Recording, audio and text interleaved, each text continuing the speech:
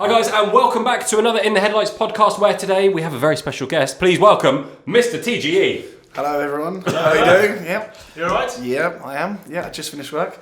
We can tell. We'll come on to your attire. Yeah, this in a isn't for second. you guys, by the way. This is work related. Oh, I'm Okay, disappointed now. Fair enough. Tom, first things first, there's some people that are watching / listening to this that probably have no idea who you are. So TGE, what does it stand for? Yeah, the lucky ones, yeah. What does TGE stand for? TGE is my initials. Thomas George Exton's my surname, so yeah. Okay. Not particularly exciting. Okay. Yeah. And you are a self-confessed YouTuber, Yeah, vlogger. I am now. Yeah. Well, we'll come on to the YouTube stuff in a second, but also there's a lot of things that I think a lot of people don't know about you. So we'll start from the beginning. Where did you grow up? I grew up in southwest London. Okay. Haven't moved very far. Right, no, that's fair enough. And what did you do at school? Like, was there any kind of, I suppose, passion for cars or anything as soon as you were in school? Or? Yeah, I was always passionate about cars at school, and I was always pretty badly behaved at school actually as well. So my teachers, God forbid, are listening. They will vouch for the fact that I really struggled to behave at school. Okay. Yeah. And then what did you study? What was like your favourite subject? I actually went on to do law, but I couldn't do that at school. But I wasn't particularly interested in any of my subjects at school. I struggled to concentrate on, on anything. Fair enough. Yep. And then what do you do now? You obviously have come in a suit, looking very smart. This isn't your standard YouTube attire, like all the Gucci stuff you usually wear. I don't know what you're on about. Yeah, sure. What do you do day to day? I work for an investment bank. I have to be fairly guarded about what I do. I'm on a trading floor. Okay. Investment bank. That may Enjoy change it? at some point. No, not really. Okay. I don't think anyone in those kind of environments actually enjoys their jobs. Quite stressful, I imagine. Yeah, I'm quite lucky, but it is still, it's quite full on sometimes. And that is kind of a 9 to 5 job for you. That is 9 to 5. Yeah, it's 9 to 5 plus 2 or Plus. 3 either side. Yeah, Yeah, I'm sure. It's pretty aggressive sometimes. And what made you want to get into YouTube? Because obviously, doing that, did you just think one day, I want to do something else? Like, this, I'm not really a massive fan of the whole banking thing, or. Yeah, I knew obviously Paul Wallace, and everyone will know who he is. I've known him for years and years and years, and I saw him doing videos and kind of getting to do cool trips off the back of kind of vlogging stuff. And it was at a time where LD&M, my fitness business, so we'll get onto that had kind of blown up, and I was in the position to be able to start buying flashy cars and all this kind of stuff. And my Instagram following was quite strong, so I thought I'd give it a go. Filmed some vlogs actually on my phone at the time, and just chucked them on YouTube, and to my surprise people actually watched it, so I've been I think putting you out had rubbish ever since. Well, I think you had a very good edge about you, which is, I think, why a lot of people watch your stuff, because you're a bit different to Archie, you're a bit different to Paul, and you're a bit different to, well, yeah. Archie particularly, not Paul, I mean. Yeah. The Archie bit. But with YouTube then, did the whole business behind, because you run a very successful fitness business as well, did that all come because of the YouTube stuff? Was that before the YouTube stuff? No, so the fitness business came way before that, and myself and the other boys grew a bit of a social following off the back of the fitness business. Because you do that with your brother? My twin brother James, or JE as he's colloquially known. So that kind of came first, and then the following came off that, and obviously when the business started doing well, it started kind of allowing us financially to start buying flashy stuff.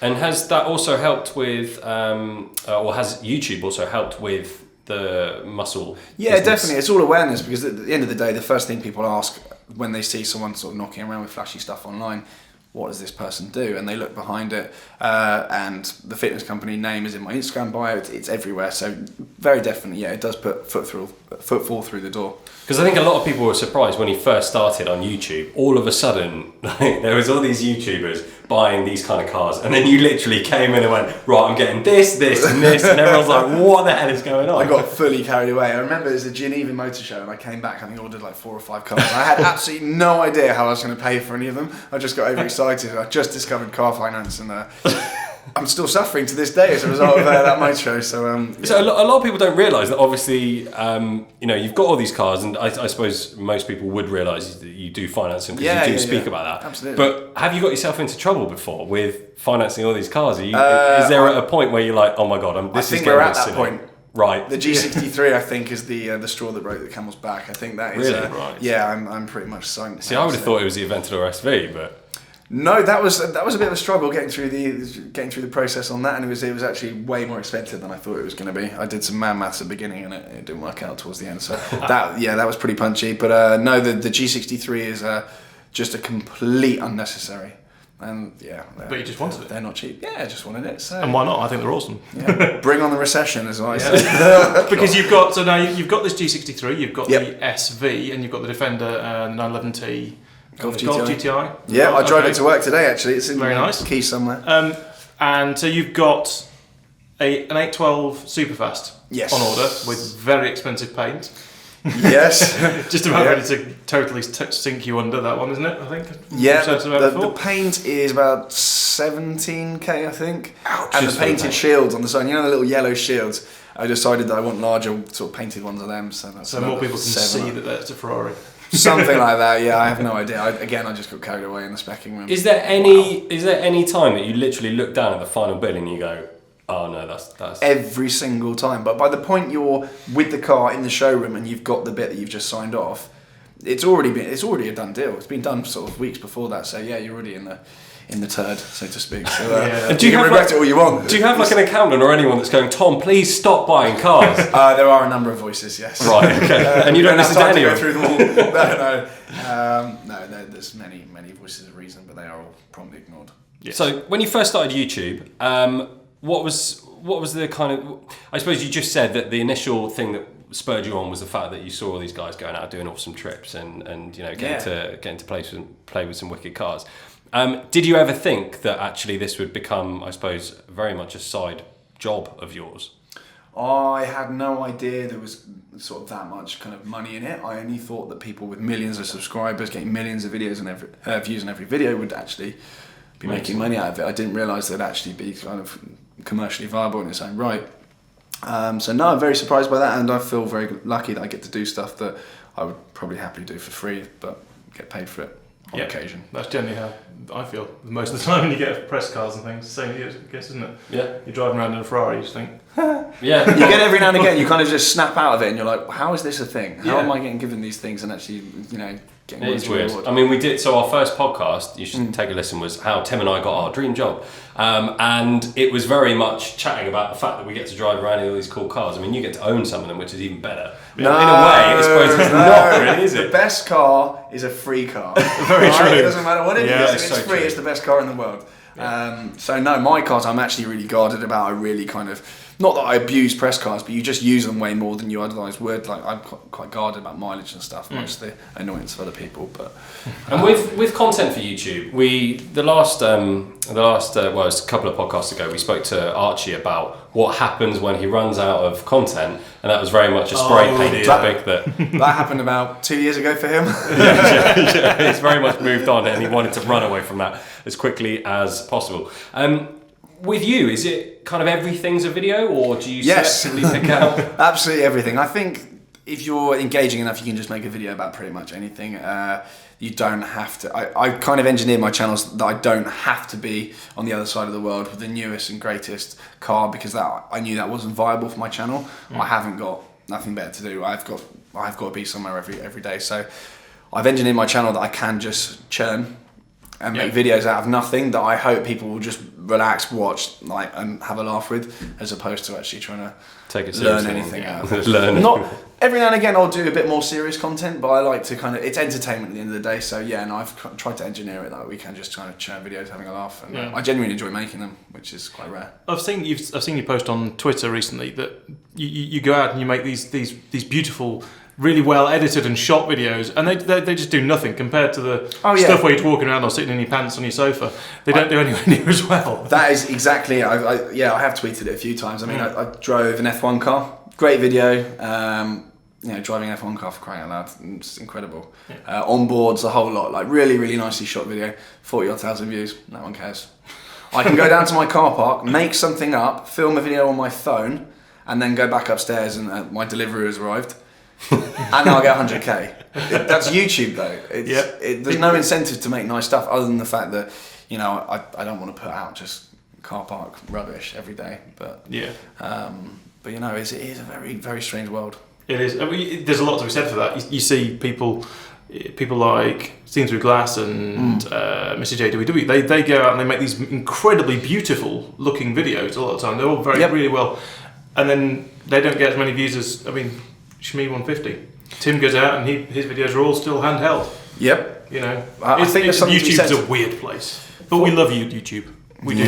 Well, give us more views, please. Do you think there's any secret behind creating content? Like, is there something that you do that you go, that's why I get the views? Do you know what? I don't know. I think it's either you're kind of watchable and you have a kind of watchable personality, or not. I'm amazed that anyone watches my stuff, but I don't know. I genuinely don't know what it is. I haven't worked it out, and I think if I did, I'd be on a lot more subs than I already am. So would you say that, I know you film pretty much all of your life, but when you do get 5 minutes downtime, would you say that the Tom that isn't on camera is the same that is the Tom that we see on YouTube? Yeah, I think the version on YouTube is probably slightly less foul-mouthed. Right. Yeah. I keep my videos completely clean. I do obviously swear like in real life, but on my videos I don't. That's about the only difference though. Really? I'm pretty much exactly the same. I don't know whether that's a good thing or a bad thing. Okay. Yeah, what's going on here? I think Some sort of tech issue. Second. Oh, hello. Tim. Hello. That's gone a bit wrong, doesn't it? The joy of recording a podcast, Tom, which some of it obviously goes on YouTube, and we apologise for that. I don't know where to look at this point. What do I? Yeah. Oh, anyway, well, this look at us. one's you, and there's this one might have just gone completely sideways, but we've got this one over here. It's wonderful, and we don't edit generally, do we? No, we don't cut. We leave that. I don't know what editing is. Apart from this bit. Well, with that, so you obviously your time is quite limited. When you go out and film your videos, somebody comes along and helps you film it and then edits it. So and then just throws it back to you and goes, there you go. It is. So on some like branded stuff, I have a cameraman, Ollie Fawcett, who comes along. I always tag him in the videos. He'll come along and film it. He'll go away with the footage and he'll edit it all, and off he goes. Sometimes though, if it's a trip that there's not a +1 on, or it's kind of a very kind of spur of the moment trip, or it's just a vlog, I'll film it and then I upload the footage onto like Dropbox or WeTransfer. He pulls the footage off, and then it's up to him to kind of polish the turd, as it was, and actually try and make a video out of my ramblings and nonsense. Are you usually pretty happy with him, or do you usually go back and go, no, change this? Literally, it's to the point now. I see the videos being edited and uploaded to the channel. It's the point I can just skim through it. Yeah. Like, he's that good. And he knocks them together in like 25 minutes. He's great. That's pretty cool. Where is it? I want to go back slightly to the London Muscle stuff. When you started that company, did you have a big interest in fitness and health and all that kind of stuff? And B, did you ever expect it to kind of earn you some decent money that you'd be able to, finance some cars? Finance the hell out of everything. To be honest with you, and we've said this like a few times before, it kind of started as a passion, like just a hobby really. It's 4 guys that we're all really, really into the gym. We just started going to the gym, and we decided just to set up kind of like a blog really, like Instagram, Twitter, the usual kind of social handles. And we never intended to start a business. It was never our intention at all. We just thought we'd set it up and see what happens, sort of thing. And we monetized it sort of about 8 or 9 months, I think, maybe more, after actually creating all of it. So we spent ages just putting out free content, just for whatever reason. I think we had a bit more time on our hands back then. Sure. But yeah, no, I think that's why I did quite well, because it came from a foundation of, we weren't trying to sell stuff for people off the bat. We were actually just engaging with people, giving out free advice, and just being sort of friendly and helpful and genuine, with no sales agenda. So I think that's why it initially got loads of traction. So you said you were going to do a bit of law stuff. Was there any kind of business knowledge behind you starting some businesses, or did you just go, that sounds fun, I'll just give it a go? No, not really. And LD&M wasn't a complex business. It still isn't particularly complex. What we do is not difficult. The business isn't structured legally that complex, and it's just normal. Because there's probably a lot of people listening, watching, going, I would love to be, Tom. Maybe not so much that, but I'd love to do what Tom's doing. I'm desperately unhappy. I wasn't. But they'd love to do what you've done. You've been successful on YouTube. You've got a successful business. You've got your it looks great, 6 a.m. till 8 p.m. job. Yeah. And you're earning enough money to go out and at least put down a deposit for all these cars. So monthlies are a struggle. Yeah, I bet. I would like. Do you know how much money you'd owe if you bought all of your cars out? Do you know just a ballpark figure how much you'd owe? On top of my mortgages as well. Go on. It's in the millions. It's awful. Really? It's chaos. It's wow. Okay, Try yeah. not to think about that, mate. No. I'm going to need a moment to compose myself now. Okay, we'll take a moment. Have a Percy Okay. pig. There we go. Chill Yeah, out a little Percy bit. Pig. Yeah, I might do actually, yeah. Tuck in. Tim Still got them trust me. specially for you. Yeah. Yep, I'm in. Yeah. So Magic. with YouTube, when we spoke to Archie about content and when it dries up, you say you literally just kind of film whatever. Everything's a video, everything's a story, and it's how you depict the story that makes it happen. Yeah, I wouldn't say it's particularly exciting, so I'm just talking my mouth full now. That's It's right. disgusting. I have no manners, I do apologise. Yeah, like, I just make videos out of anything, really. Obviously, like, I have to watch it back and think there is some entertainment to be had here. It has to be funny for whatever reason. Like, I think even just a car journey with sort of the different faces and personalities just sat in a car, that's already content. You got Tony, who gets in the mix. It's just brilliant. Yeah, great. You can chuck a GoPro in a car, have Archie in there, Tony in there, me in there, my brother, just driving on the road for 15 minutes. You're going to get content out of that. So it doesn't always need to have like a plot or anything. You can just set a camera running and off and it just writes itself. Yeah. Bit like these podcasts, eh? Yeah. Yeah, like It's this. working so far. Perfect. Yeah, we just have. This is the best bit. This is why we can just sit down and have a chat with you, find out a bit about your background and maybe some stuff that people don't know about you. Because I've done a few evenings out where we've had a few beers, and it's cool because obviously we know you through YouTube, and then we know you kind of personally as well. Yeah. And it's great, as you just said. You know, you are probably slightly more foul-mouthed in person, but you're still the same person, which I think is probably why you come across really well in the videos and why people watch you, because that is you.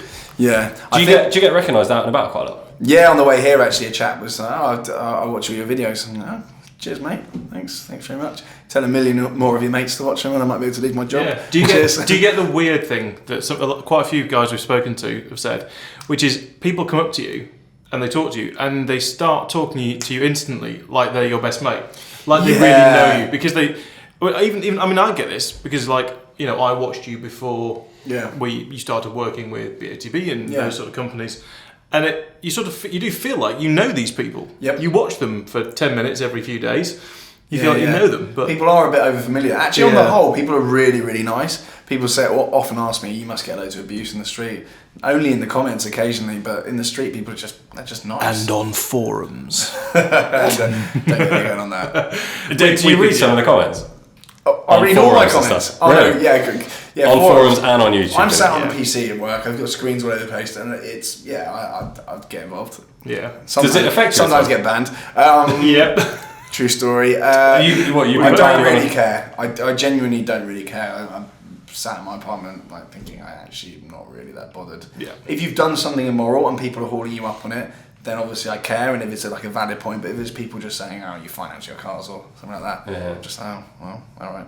Did Piston Heads ban you for life or just for? I think it's a life ban. Yeah. There's no sign of it being listed. No. I mean, I wasn't that I unpleasant. came back from one of those. What happened? What did you do? Oh, people just being unpleasant. There's actually some personal stuff as well, like family members yeah. get dragged in, so I was just a bit unpleasant. If you give as much as you get on those sort of places, people who were giving in the first place just go and report you, and you get banned.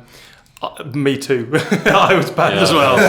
So a little wave to Piston Heads. Hello, chaps. It's hands down one of the worst forums I've ever seen. I wasn't even a member. I only got involved. I only signed up just because there was people being abusive on there. So I was like, I'm sat at work, have some abuse. Yeah. I want to know, and I mean, you can answer this or you don't have to answer this. I'm hoping you will. Something like an 812 Superfast. Yep. When you go to buy a car like that, I mean, what kind of deposit do you even have to think about putting down before Ferrari go, yeah, all right, you can have one? So the 812 Superfast, and talking numbers often comes across as crass, but it's facts. It is fact, yeah. On the 812, I put a deposit down on that, which is 30k on the V12s. I put that down in December 2016. I knew the F12 was being replaced. I didn't know what the car that was going to replace it was. I hadn't seen it. Because you had an F12, didn't you? I had an F12, and loved it. Best car I ever had. So I said to Ferrari, look, can I have whatever replaces the F12? Like, just give me a blank order form with a code name on it, whatever it is. have my deposit, and away we go. So they've sat on 30k since December 2016, and then when it turns up, the finance deposit will probably need to be 60, 70 maybe. So I need to on top of the 30. On top of the sorry, in total. That's a kind of really kind of scraping it. I mean, it's usually about 20%, I think. Right. As a push on car finance is what I found anyway. And then what would you have to pay to just have it? Thousands, several thousand minimum. I would say it'll probably be $3.5 grand a month, something like that. And you times that by a few cars, I guess. I suppose they're all not that. Well, the G-Wagon, I actually opted to put nothing down on that. Really? Wow. Which is so the monthlies, I'm sure you can imagine, are that's aggressive. When you mentioned earlier that'll be the straw that broke the camel's back, I could kind of understand now. That's for something. Chaos. Really? Yeah. What was I'm the having one palpitations. car? I'm not even you. You learn to ignore them and just sleep through them. It's fine. Right. Okay. Yeah. What was the one car that you wish you had never bought? Is there any car? Aventador S. Okay. I'm not bothered with that. Lost 15k on it, which is nothing on the scheme of things when it comes to cars like that. It is obviously a lot, and it bothers me. But when you're playing with cars like that, if you lose 15k on it in 7 months, and you thank your lucky stars. Right. But to me, like I don't know why I bought it really. I just got excited and ahead of myself. I did sell it at the right time though, and Redline obviously did a really good job selling it. They sold it within like 3 days. Oh, wow. When no one else was, they weren't moving anywhere. Okay. Redline managed to sell it within 4 days. They're magicians. Is there a car that's surprised you more than you thought it would? Carrera T. Really, really like that. Really like that. It's kind of up there with one of my favourite cars. I thought I'd hate it a little bit, and I don't. I love it. So, Why did you think you were going to hate it? I just thought it'd be a bit kind of. I thought it'd be a bit slow because it seemed underpowered. It's 370 odd brake horsepower. I thought it'd seem a bit underpowered, but it is quick. It is really quick. It's really underrated. So I love that car. And where you start, other YouTubers have followed, no? Haven't they? Apparently so. Apparently Mr. Seen Through Glass has gone for a Carrera T. He was badgering me about Carrera Ts not long ago, and I thought something was afoot. He does have a roof rack though, which you don't have on yours. Yeah, I can launch one on, I guess. Can I? Is that how it works? Can, yeah. Can I do that? Yeah, you can. And a roof box. Roof box. He's got PDK though. So, I was mooting a yellow roof box when I took the car to the south of France. I just couldn't be bothered with it in the end. It's a lot of hassle. I'd have to go down Customs and get them to wrap a roof box, and they're busy guys. We don't. Yeah. If money wasn't an object, which I suppose some people watch your videos and go, it doesn't look like it is an object. Very much an object. And what would be the car that you would love to own? Until recently, an F12 TDF. Right. No, I don't know. Why until recently? No, I'm joking. That was of course. Okay, the people listening / watching would know. Jesting there. No, F12 TDF. I would absolutely love one. Dream car. Right. Unbelievable. Nice. I'd kill myself in it within minutes. But dream car. Unbelievable. Now, a lot of people, I see a lot of comments on your Instagram and stuff about like the clothes and stuff you wear. Yep. It's obviously quite expensive items of clothes, and I've seen as well in your Instagram stories, like when you're at work, you're just swiping through again. Yeah, I love that. I love this. It's disgusting. It needs to stop. But do you enjoy fashion? It's not really fashion. Is it fashion? It's nylon. I have a keen interest in nylon. That's it. You just don't want to go anywhere near a naked flame. Yeah. Don't even say that near the clothing. It'll probably combust. I don't know what to say at this point. It's horrific. I quite enjoy it though. So. Yeah. But is it more for causing a scene than it is because you actually like what you're buying, or do you actually genuinely? Oh no, I just like being a bit of a prat with it all, really. I don't know. I quite like the designs, but realistically, I'm dressing like a 15-year-old. I don't know. I have to continue doing that at my age. Because at one point you had your little kind of business, like being able to sell stuff like nice shoes and things. Like obviously it's a passion of yours. And I was wondering if you were going to buy any of the latest Gucci stuff that I've seen a few people tag you in, which looks so bad. Which stuff's this? It's the stuff I want it already. It looks like. Have you seen it, Patrick? You know what? I've seen the big puff. I think Tim. I posted it, and I've still got that one here. Yeah, I want it already. What is it? Now, you've seen it on the runway. It will filter. Yeah, you see, this is the runway stuff, but that filters down into the kind of in the store, so it won't be that aggressive, but that kind of inspires the designs that go into stores. Yeah, so if you're listening only, it's kind of. Well, how would you describe that? Great. Great. Definitely not great. It's like somebody grabbed hold of a tramp in the 1970s and then dragged him, kicking and screaming, into today, and then charge you $5,000 for the process. Yeah. And made sure it was a German tramp who was into some really weird kinky. Yeah, there is something that involves a bit of leather. Perfect. I mean, that's Absolutely that's a video. That is a video. Ooh, we're not going to show you that one. No, Yes. you actually can't. Don't show that one. It's cracking.